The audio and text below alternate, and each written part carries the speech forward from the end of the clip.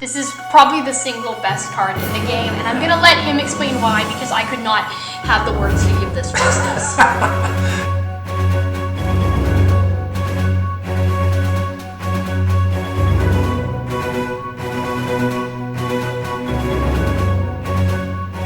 Hello everybody, welcome back to Randomness Central. I'm Jacob, the tier list king, and I'm here with Joe, the thirsty rider. Hi, great to be here. Thanks for letting me join you today. Correct. And you're the thirsty rider and nothing else. No, I'm something else. I'm something else really important. Really?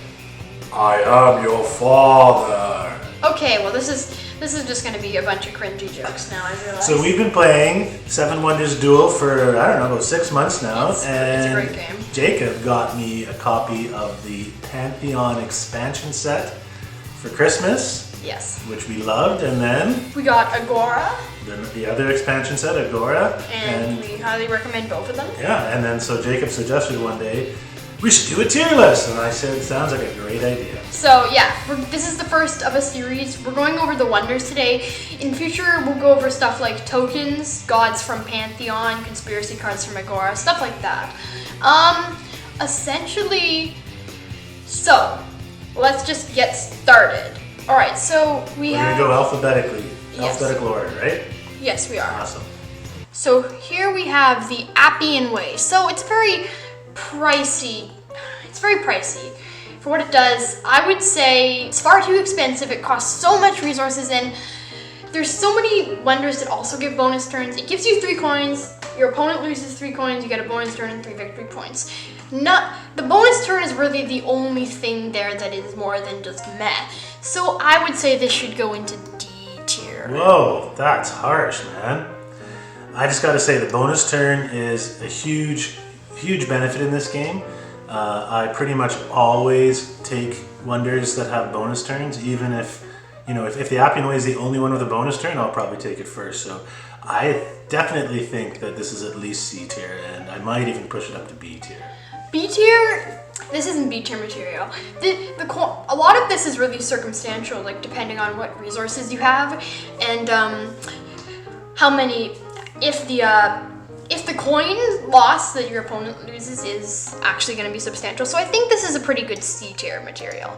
C tier is fine. It's like somewhere in the middle. It's very circumstantial. Okay, I guess we're gonna have to compromise on that one then. C tier it is. Yes, we are. All right, next one up is Circus Maximus. So I'll let Jacob place it where he thinks, or maybe this is a temporary thing, I don't know. But Circus Maximus is, I need to see the card, Jacob. Where I'm just, okay, B. All right, Circus Maximus. This is an aggressive card, so it's all about punishing your opponent. You've got 1 military victory, and you've got the ability to steal one of their gray cards, one of their refined resources. So that's really good, but you know, it's pretty limited compared to other cards. You make them discard. Sorry, not steal, you're right. So it's not, you don't get to steal their card. That's too bad. If it was stealing, it would be a lot better, that's true. But it's about making them discard. And you do get 3 victory points, but I definitely don't think this is a B tier card. I would put it down to it really depends. C or D. It really depends on what wonders your opponent has. This is very C tier. Don't worry, not everything's going into C tier. The Colossus. This is the most expensive hot garbage card out there. It costs so much because like 3 of 1 wonder it's really late game. This gives you 2 victory points, 1 single card that is very inexpensive, and then it gives you 3 victory points. This is just so, wait, did I say victory points? 2 victory? No, I said military. It gives you 2 military. So it gives you 2 military and it gives you 3 victory points. Doesn't justify its high cost. It's a piece of expensive hot garbage that, yeah. So what do you really think? Yeah, so this is probably the worst wonder. I think we both agree on that. It's really hard to build because it takes 3 clay resources, and yeah, you do 2 damage, 2 military victories. I think to make this card a little more balanced out with some of the others, I would think you'd have to have like 3 military victories, and they'd have to maybe take one of those clay away and replace it with something else so that it wasn't quite so hard to build. and then it would be like, and then it would be a balanced wonder, I would say. Yeah. Because then it would be like a very, All right, expensive hot garbage, we agree. Great library. All right, the Great Library is the next one. Move it on over. This is a card I really like. I enjoy playing it. I'm not sure if it's the best card in the deck, so B is probably pretty good. It's got a good benefit. It's a little hard to build, though. I think it's 3 wood. Is that what it is? It's 3 wood and both of the refined. 3 wood and both paper and gloss, so that's pretty tough to build. Getting the chance to do one of the tokens and getting the choice of 3 is really good, and 4 victory points is good as well. But because it's so hard to build and because you're never sure what you're going to get with those tokens, you can't really put it all the way up to A. However, giving you 3 victory points, I mean not 3 victory points, it gives you 4 victory points. Giving you a choice of 3 tokens is actually, there's a pretty good margin for something that will help you out there. And this really depends on like what tokens are chosen to be on the token spot. And then if there's like if all the tokens you want are on the token spot, then you don't want to get this card. But if there's like other tokens that you want, then yeah, you want to get this card. Specifically, you should use this to get like, I would say tokens like strategy, law maybe. Wait a second, sounds like you're talking about our token tier list. That's another recording for people to check out. Yes. All right, well, but yes, I don't want to say too much more because I think I don't want it to drag on too long. All right. So the Great Lighthouse is right. The Great Lighthouse is like Piraeus, which I'll get to in a second. Piraeus is a great wonder. The Great Lighthouse costs a lot. It has 2 unrefined resources and 2 maps or paper or maps, I think that's what they're called. For what it gives you, it quickly becomes like obscure in mid game, but the problem is you're going to be building this in the mid game. 4 victory points though. That's pretty decent. This is helpful if you can get it earlier on, and it's like not almost unplayable. It's just like if you get this in a choice between other wonders, you're usually not going to be picking Great Lighthouse, I would say. Yeah, I agree totally with your assessment. It's too expensive for what you get, and so it's hard to build in the first round. And really, if you don't build it in the first round, the benefit of getting a bonus resource is not that important. Sure, it's valuable. Like, it's always great to have a bonus resource, especially if your opponent has blocked you out of one. But it's just too hard to build quickly. So therefore, I think it just falls down to D tier. I think that's a really good assessment. The next one is the Hanging Gardens. This is one of our favorite cards. I'm sure Jacob will agree with me. It's got the extra turn bonus, which is always a big plus. 6 coins, which is really great, and 3 victory points.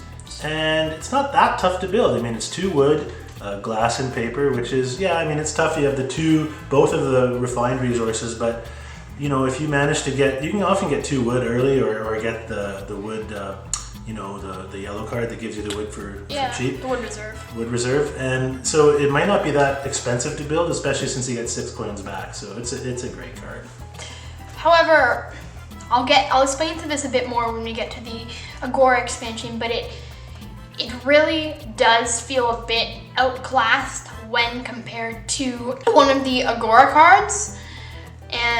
But this, if you're not playing with the Agora expansion, this is a very decent option. This is still a very decent option if you're playing with the Agora expansion. Yeah, I think we almost would call it an A+ card, but we're not breaking the tiers up anymore. It's sort of like a high A, low S. Yeah. Okay, Mausoleum. So here's a very good example of a circumstantial card. Let me explain. Mausoleum really depends on what your opponent or you has discarded in the past. It's very expensive, but often you'll discard gems, like crazy stuff that you don't want your opponent to get and you can't afford. This is the best way for getting that, like as a response to that. The problem is that it's most useful in the 3rd age when most, if not all, wonders will have been built already, meaning this might feel like this might become the 8th wonder. This is a very circumstantial card, but under those circumstances, it's really great, and I would say that this is like one of the most fun. It's fun in the sense of the great library mostly, and they have these cool little abilities that are kind of interesting and differentiating itself. Anyway, it's fun. Yeah, your assessment is really accurate. I agree, Jacob. I have played this game a lot online, Seven Wonders Duel. So I played against a lot of people, different people from around the world, and people. If you play on Board Game Arena, you're all ranked. So I play against a lot of high-ranked players and gotten my game handed to me a few times. And I gotta say, this card has been used to beat me on more than one occasion by a better player who's managed to hold on to it and play it in the third round in order to get, the final scientific symbol or a 2 or 3 military attack card to defeat me with the science victory or a military victory. So it can be a great card, but it is expensive, and like Jacob said, you usually have to save it for the third round, and by then it might be the 8th wonder, meaning you won't even get to play it. So, yep, very circumstantial. All right, that brings us to Piraeus, which is another favorite card of ours because it's got the extra turn bonus, and it gives you one of the refined resources, glass or paper, which is awesome, and some victory points. I think it's 4 victory points, is it? Or 2? 2. Sorry, I'm having trouble reading the screen from the angle. And it's not that hard to build, so it's a really good card. Obviously, getting the extra turn is a huge deal in this game, and it's nice to get the refined resources. So this is a card you really want to try to use early, build early, so that you can get those resources and use them. And yeah, it's a very good card, but I guess because it doesn't give any money, and it doesn't give a lot of victory points, doesn't quite put it up to S tier. This is an amazing card though. Like, it's just the fact that it's not S tier doesn't mean this isn't a good card. S tier is just really reserved for these like cards that kind of might, if this was a video game that like it was easier to like nerf things, then those cards at the top would need a nerf. Like, and I'm not saying I want this to be a video. I'm just saying like those in an update, if it was a video game, would be nerfed. Piraeus is very good because it doesn't cost a lot. It just costs unrefined resources, which are very easy to come by. And it kind of spreads itself across the board, meaning it just kind of has a little bit of everything in its cost. It's very cheap. It's very good. You usually want to pick this. It's a really good choice. All right, the pyramid. So here is an example of a card that is a perfect B tier. So this is very balanced because pyramids can be like the deciding factor in a game. It's like, because 9 victory points, that's nothing to joke about. That's extremely high for a wonder. That's extremely high. The pyramids is, and then it costs a lot of stone and like a map. So it's very much a late game wonder, and it's very much like it could be the deciding factor, but it's very expensive and it doesn't give you a bonus turn or anything but victory points. So I would say B is a pretty good spot for it. Yeah, I agree with you completely. This is a wonder that I find hardly anybody ever picks. It's often the last wonder, the one you just get assigned to you, because nobody else has picked it. But it's actually a really good card. I've started picking it more and more often because of what Jacob just said. Like, that 9 victory points could prove to be the difference at the end of the game. And it's hard to build because it is expensive in terms of stone, but maybe it's one of those cards where if you see it in the wonder stack in the second set of 4 wonders, keep in mind that you might be able to get it cheap, like get it as your last pick. So it's a really good card, but because it doesn't have anything extra beyond those 9 victory points, can't quite move it up to A tier. It is, yeah, it's pretty, it's like if you want to combo this with like Temple of Artemis or the Hanging Gardens or something like that, that is something that is very, like, that's fine, that's a very good move, that's a very fine move, that's like a very okay move that is really, it works. Yeah, and if you have selected it, make sure you build it, because otherwise you're wasting an opportunity for sure. Yeah, if you can get it for cheap, make sure you build it, because 9 victory points is nothing to joke about. And if you're running like a military or scientific game and you need a backup plan, this can be a good backup plan. For sure. All right, moving on, we have the Sphinx. And the Sphinx is another great card. It's got extra turn bonus and 6 victory points. Where are you going to put it? There, I think. Yeah, A tier, solid. I mean, it's similar, very similar to the Hanging Gardens because you've got you don't have coins obviously, but you have more victory points. It's a little harder to build, I guess, than the Hanging Gardens because you have to have 2 glass. But it's a great card. What do you think? I think that this is actually telling us something about game mechanics before I'm just gonna say this quick. So the Hanging Gardens is like Temple of Artemis, but it's like 2 coins are worth 1 victory point. So this is continuing that and like saying that like, well, 12 coins are worth 6 victory points. And that is an interesting part of the game that that is very interesting because it's like switching out those coins. I don't have much experience with this because when it usually comes into the selection, I usually don't pick it over a lot of other wonders, but it's like if you get this, build it. It's not that expensive. Sure, it costs refined, but you can combo it with Piraeus. That's a decent play. Otherwise, I don't really have anything else to say. This is a kooky, interesting thing. Bonus turn without coins or resource givers, but like victory points. It's such an interesting idea, and it works pretty good. I would say it's definitely deserving of A. Well, bonus turns are so powerful in this game, so yeah, that's why it's so good. They were like gods before they were gods. Indeed. All right, where are we?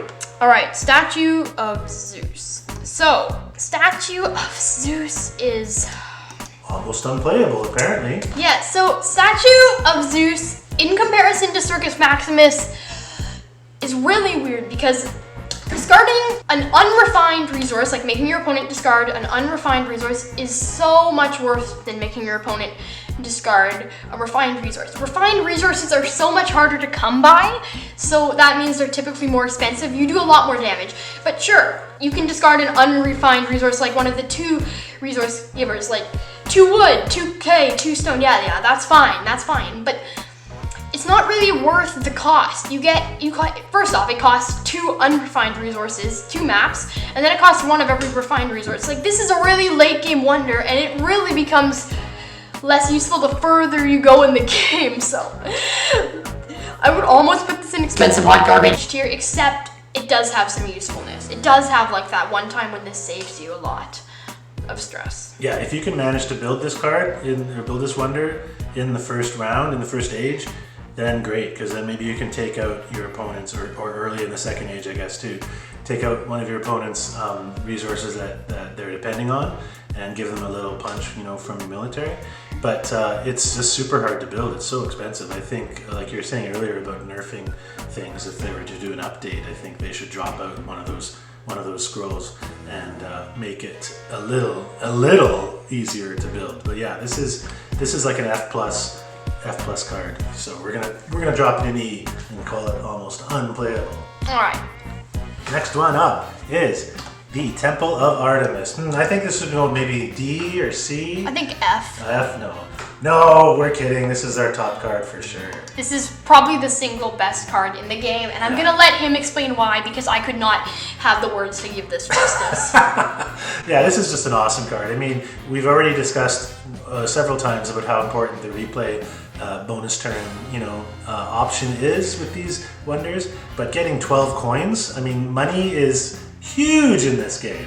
You get paralyzed if you don't have money, and you're constantly trying to get money. You're dumping cards in order to get money when you should be doing better things. So if you can get this out early, get this built early, and get that big wad of coins, a big stack of coins there for, to build your bank and to be able to do stuff with, it's awesome. And it really isn't that hard to build. It's not that expensive considering it's such a good card. So yeah, we love this card. Jacob, what do you think? It is not at all expensive.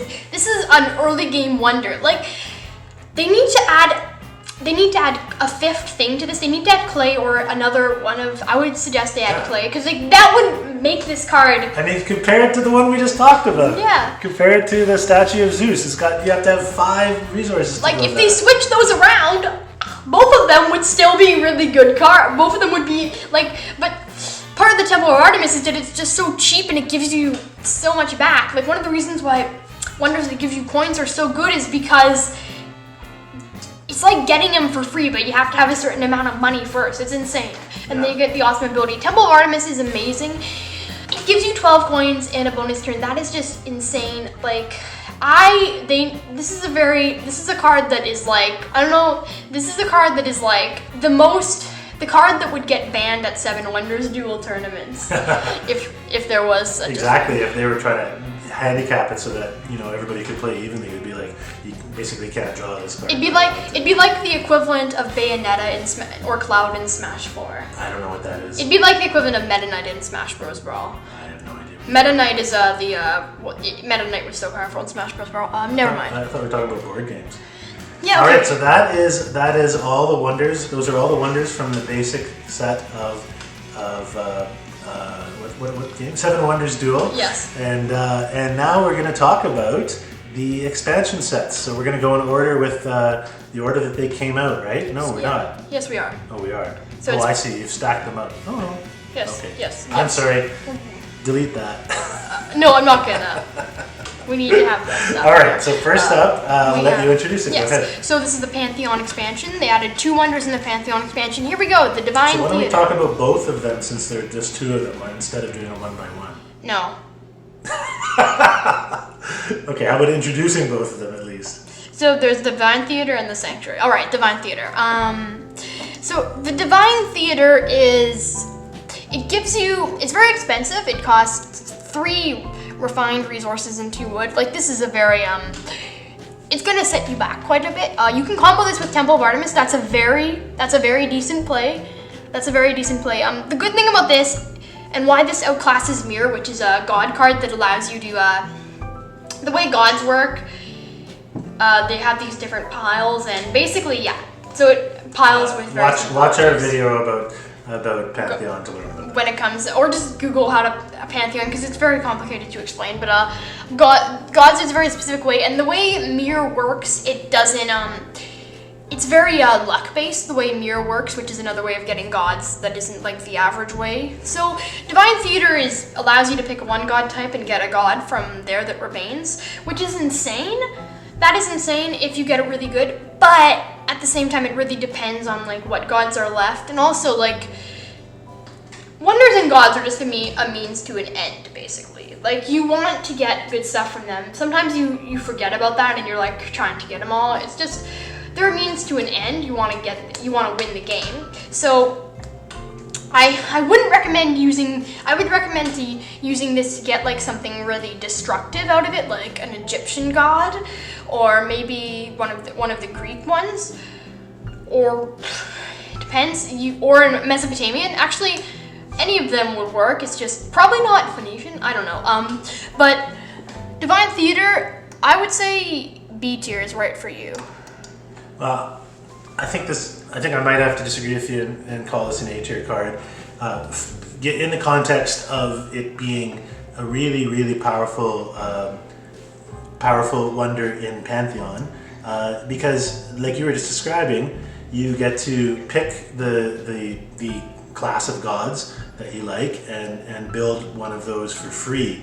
So not only, you don't have to spend anything other than the cost of building this wonder, obviously, but it can be a really decisive play if you have the right god available to you. So I don't know, it's probably a B plus, maybe not quite an A, because it is expensive and hard to build. Let's just call it a low A, high B. I would say, yeah, it's a bit expensive. I wish it wasn't so expensive. If you have the right moment, like if you're able to build, to activate Aphrodite, for instance, who gives you 12 victory points. No, you're thinking of, you're confusing Aphrodite with Tanit. Aphrodite gives you like pyramid victory points, like 9. Oh, sorry, 9 victory points. 9 is really good. Or Tanit, which gives you 12 coins. That's really good too. But if you're looking for 12 coins, usually Temple of Artemis is more reliable unless Tanit is already up there on the board. Like, usually you want to be spending Divine Theater. Yeah, but I'm talking about within Pantheon, right? Like, assuming that your opponent or you already has activated. Yeah, exactly. Right? So it can be a really decisive play. Anyway, so I think we agree it's a good B plus card. For sure. So let's. No. You do that? No. Keep it in B. That's fine. B, yeah, I would say this is good. It's so expensive, so. I don't. B tier has a lot of cards that are just really expensive, but really good. Okay, the Sanctuary. The Sanctuary. So this is the other Pantheon wonder, and this is a tough one. Part of the way Pantheon works is that in the second round you get to start buying buying gods that have been turned over on the board. And so this gives you a 2 coin discount on buying them, which is of course really nice and really helpful, but it is fairly expensive to build because it requires both of the refined resources. And the way Pantheon works, it's just kind of hard to get your wonders built in the first round. So you might suddenly be in the second age and trying to, build this so that you can buy gods, and your opponent is meanwhile just buying up all the good gods. So it's a little tough. I think I've used it a couple times, but not very successfully. I don't know if Jacob's used it very much at all. No. But it does have that bonus turn, and we all love bonus turns. So the thing is, even if it's just to use that bonus turn, that's got to give it, we haven't put, I think we put all the bonus turns except for one in A tier or higher, right? So the Appian Way we put it's got to be at least a B, maybe an A. It's tough call. Yeah, B, because if we can't say this is better than the Divine Theater. We both know this is not better than the Divine Theater. Looking at the B, this would be a very low B tier, high C tier. Like the bonus turn, there's a lot of wonders that give you bonus turns. Like a bonus turn is not, it's good, it's great, but it's like, if you just want the bonus turn, there are better options. So I would say B tier. It's not better than Divine Theater. Yeah, I mean, it's definitely better than C, because if you do manage to get it built and then you can get that discount to buy gods, that can be huge. That can be really, really helpful. But the Divine Theater, if you're looking for a specific god, is better. And usually the way the turnover of gods works, usually you don't need the discounts as much. I'm just gonna say usually, and they give you pretty good discounts already. I think if Divine Theater would cost 1 less resource, it would definitely be an A tier. I don't think any of them can cost 3 resources. No, none of them cost 3 resources. Divine Theater has 5.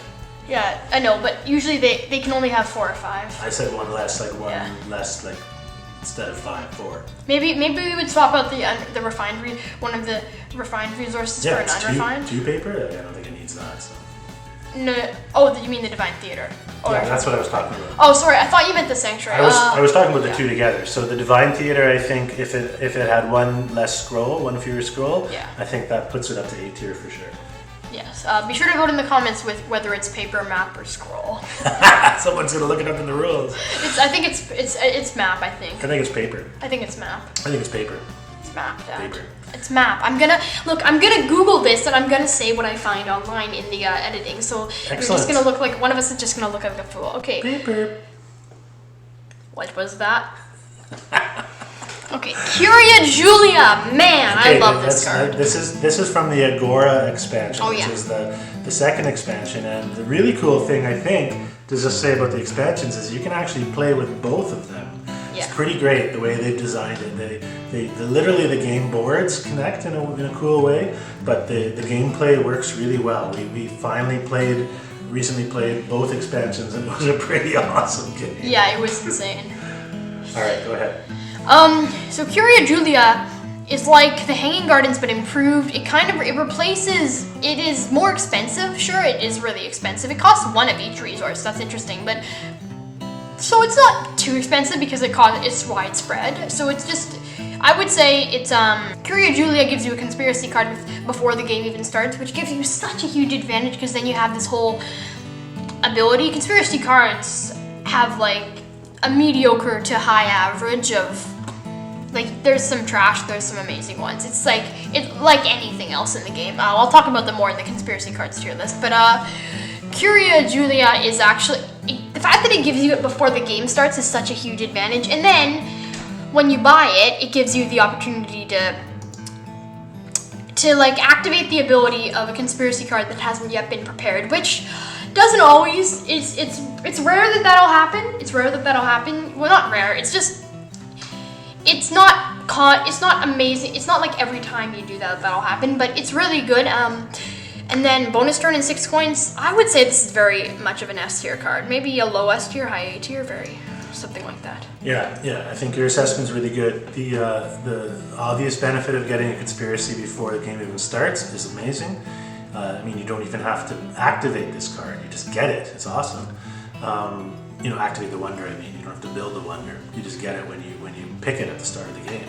And then 6 coins is fantastic. I mean, that's wonderful to get. And then the bonus turn is always a great thing, like we've said over and over again.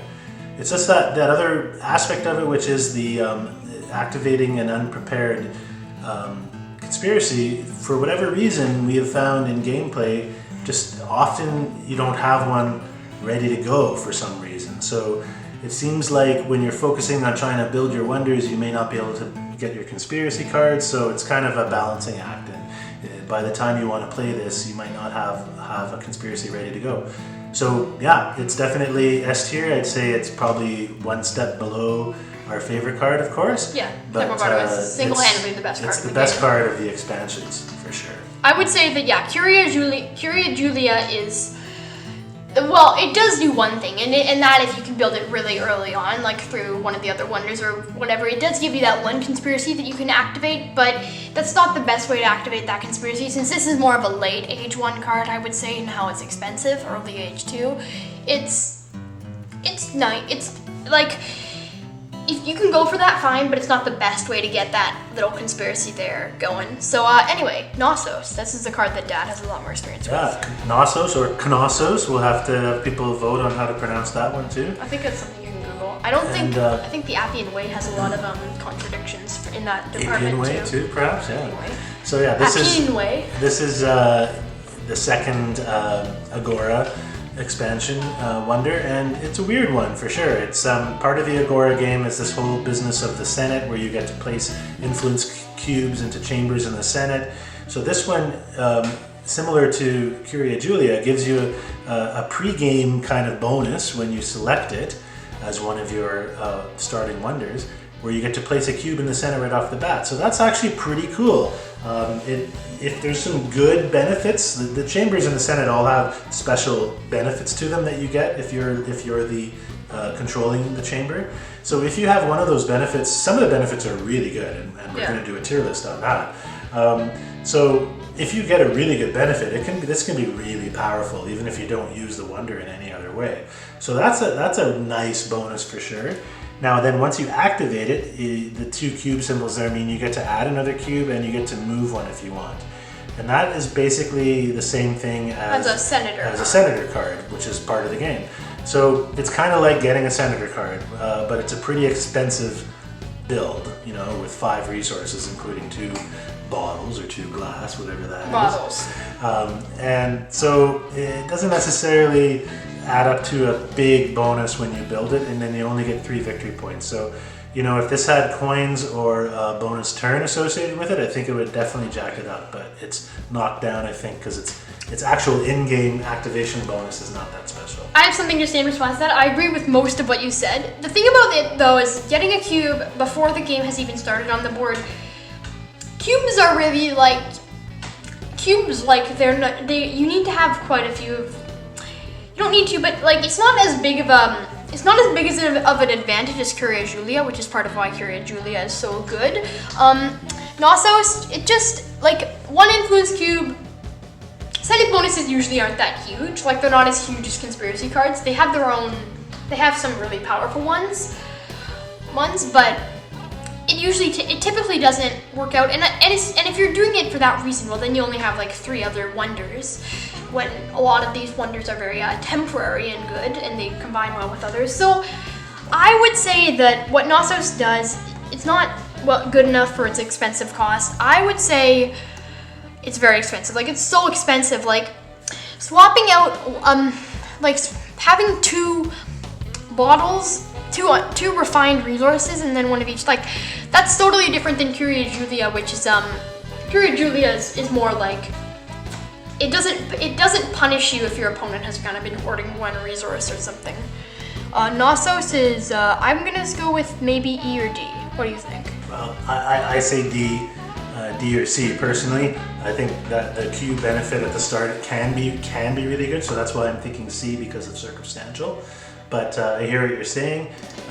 It may not be that beneficial, and then like you said, it's very expensive to actually activate, and the benefits you get from it are not that valuable. So Yeah, why don't we settle with D? And D isn't like horrible, it just means it's below average. Alright, well that's about it. So looking back at this tier list, hopefully you guys enjoyed the video. If you were looking for cat videos and you stumbled across this video for some reason and watched it, then buy 7 Wonders Duel. Maybe, and if you liked what you saw, subscribe to Randomness Central if you want. I don't honestly care. Yeah, subscribe to it. Lots of really good stuff coming out of it, and not just because he's my son. But yeah, and we're going to do some more tier lists about 7 Wonders Duel because we love the game. We're going to do some about the tokens and the conspiracy cards, the gods, the Senate bonuses. There are a couple maybes that we haven't quite decided on. So. Oh. And if you haven't tried the game, it's really good. Highly recommend it. It's a fun game. There's not that many 2-player board games out there that are good, and this one's great. And it's not that hard to learn. And once you get going, it's a lot of fun. And the expansions are both really good. You'll have to watch our tier list about the expansions to start to find out which one's our favorite, though. Well, is there really an answer to that question? Because both of them are so different in how they work. And yeah, but if you had to bring only one along on a, vacation sometime, you'd have to decide which one you'd bring. Well, then I would get baked like a crab because I forgot to grab my sunscreen. Because I replaced I replaced the sunscreen with one of them. That's the joke. Anyway, Okay. Goodbye. We don't want to make this too long. This is Jacob from Randomness Central, the tier list king, saying stay random.